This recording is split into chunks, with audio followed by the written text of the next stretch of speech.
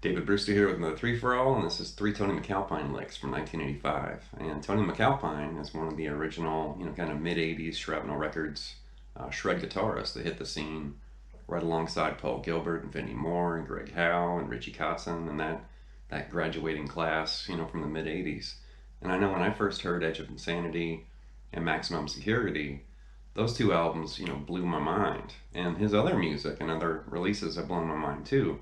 But that was my initial introduction to Tony MacAlpine. And when I heard him play guitar, I was just stunned. I was like, wow, he's really good. And then I realized, reading the liner notes, that he also played piano. And he's playing Chopin, so he can shred guitar and he can shred piano and keyboard too. And it just, blew my mind. I thought, no way, this guy, he's a monster. And he really is. I mean, he's a complete, electric guitar, shred guitar, and also keyboard and piano, legend.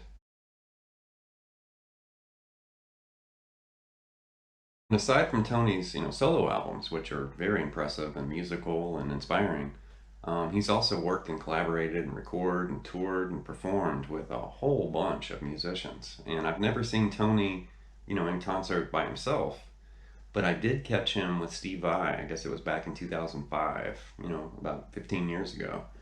And that was in Nashville with my friend Liberty Cat, and we went to go see Steve Vai. And I remember, Eric Sardinas opened, and I was blown away by that. And then Vai came out with his band. There's Billy Sheehan, Steve Vai, Dave Weiner, and of course, Tony MacAlpine was over there playing keys, playing guitar. Just blew my mind. And yeah, mind-blowing concert, mind-blowing musicians, sharing the stage. But the fact that Tony can definitely, carve out and release, his own music, which is marvelous. But then when he starts working with other musicians and collaborating, he just really starts to shine. And here's a list, showing a partial list of musicians that he's worked with. And he's worked with almost everybody. One more thing I'm going to kind of reveal or share here.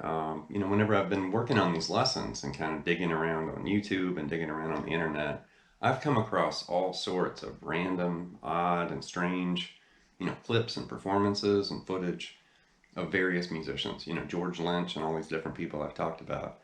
And when I was searching around for Tony on YouTube, I found a whole bunch of cool stuff. And there's some really cool footage and licks in this lesson. But one of the things I found was really strange, and it was from like 1987, and it was this kind of TV appearance with him, and it was in Japan. And when I saw that, it was like about 8 or 9 minutes long, and when I saw that footage, I was like, what in the world is this? And you see Tony, and he walks in this like bar or a diner, and there's a man behind the counter and two puppets. And he walks in and sits down, they say hi, and then he starts playing guitar. And it was so strange. And I'm watching it and I'm thinking, what in the world? What show is this? It's like Sesame Street for shredders. But here's a clip from that footage, which I had to share. I thought, this is so bizarre. I have to include this.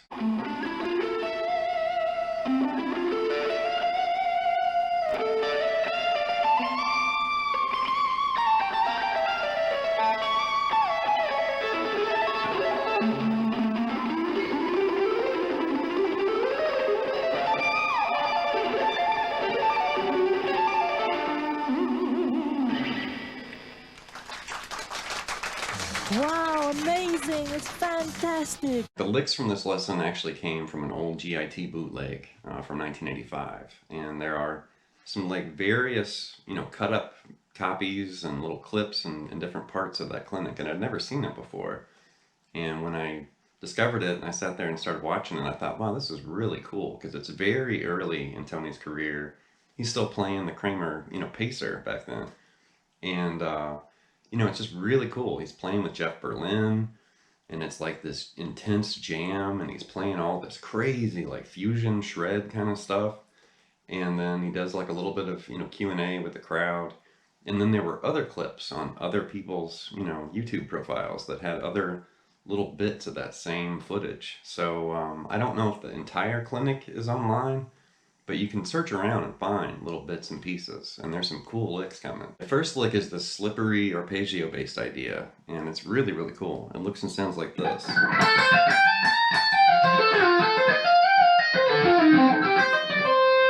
And I really like that because he's kind of flirting with F major, F7, and then he kind of ends with a little piece of C minor. So you have like this hidden progression, you know, hiding in the middle of those arpeggios. And slowly, it's like this.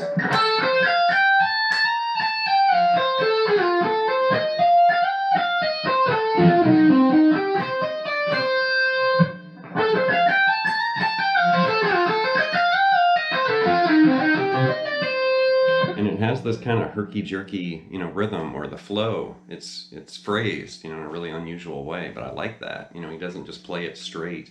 He's kind of, you know, playing with the rhythm and the timing a little bit.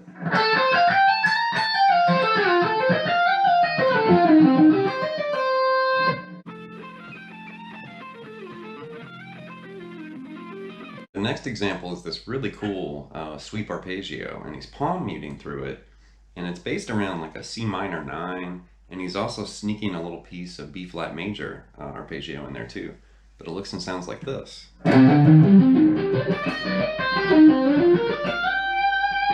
And there you can see there's the C minor 9.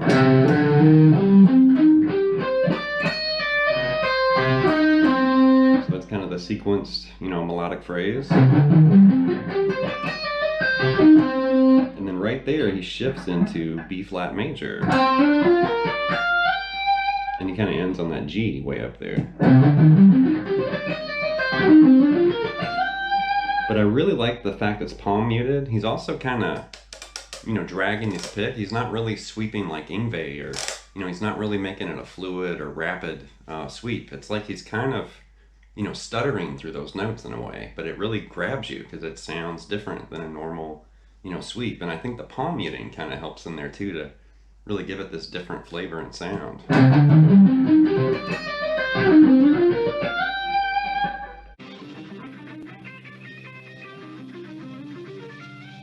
The next lick is this crazy pedal point tapping lick, and during the performance, I guess at the beginning of this clinic, when Tony was playing with Jeff Berlin, you know, Jeff and Tony are playing this, you know, together, and, you know, Jeff's tapping on the bass, Tony's tapping on the guitar, and it has this really cool, like, classical vibe. And this is a really challenging lick, and I've never really done this type of pedal point tapping before. And when I saw it and I started working on it, I thought, whoa, this is hard.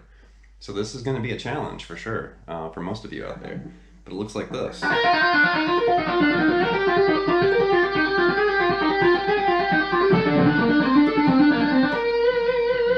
And I kind of screwed up that one part right there, but let me go through that kind of slow.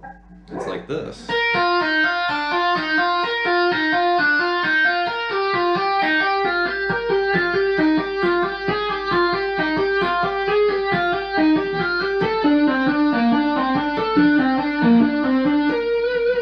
Now right there, I just ended on that B flat, and during the performance for this clinic, they stretched that part out, and Tony is going crazy, and Jeff is too, but they're doing it, you know, at the same time, in unison and kind of in harmony and stuff. And when I saw that section in the clinic, I thought, well, I have to show that lick, but it goes on a lot longer than that. That's just a little taste of what he was playing. And if you find that clinic on YouTube, I mean, watch that section, because I was blown away. I thought, what is that cool, you know, kind of Bach, you know, sounding lick? And it's challenging because I think it's the pattern and the sequence of notes, you know, that's really unusual. It kind of confused or stumped my fret hand. So take your time and go really slow and make sure, you know, you're playing the sequence of notes and everything the right way, because that is very challenging.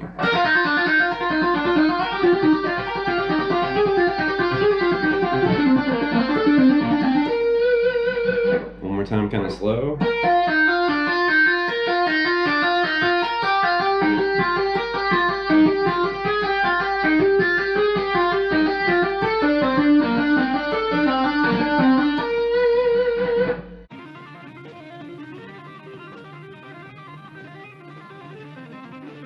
Here's a bonus lick from this GIT footage, and this is a sweep-picked A minor arpeggio where he's tapping up on the top.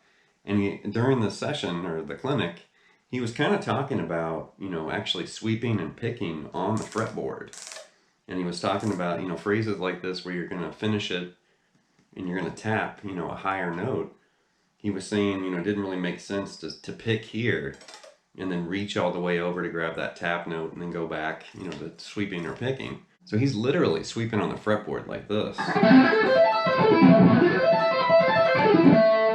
And it's really weird. And you get this weird, kind of plunky sound. And I've heard, Frank Zappa and Stevie Ray Vaughan, there's a lot of guitar legends that have kind of strummed and picked, actually on the fretboard.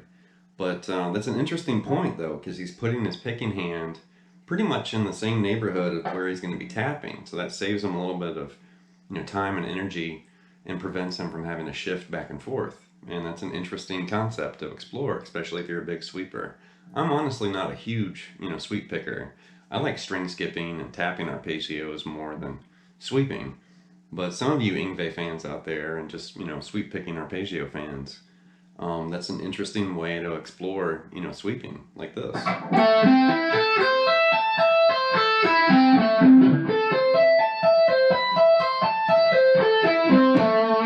And he's also grabbing the root, that A note, and also the ninth, which is that B way up there. So he's kind of variating and implying, an A minor 9 arpeggio.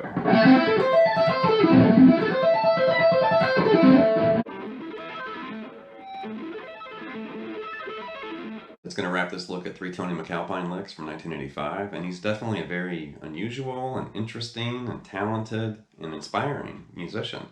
And whether you play guitar and or piano, there's a wealth of, ideas and, really out there approaches. And when he's kind of dipping more into like a, fusion or a jazz rock kind of style, he whips out all these, cool phrases and licks and ideas. And then when he kind of reverts back toward more of like a classical kind of approach or style, he pulls out these, different tricks and licks. And it's really interesting because you don't really know, like, is he going to rock? Is he going to play fusion? Is he going to play some classical? Is he going to play a wicked solo and then turn around and start playing, piano or keyboard or something? I mean, he's definitely an exciting musician and very unique, and I really respect Tony, big time. So anyway, leave some feedback and some comments. Please subscribe to Late Night Lessons, and I'll be back before you know it with more content material. Thank you.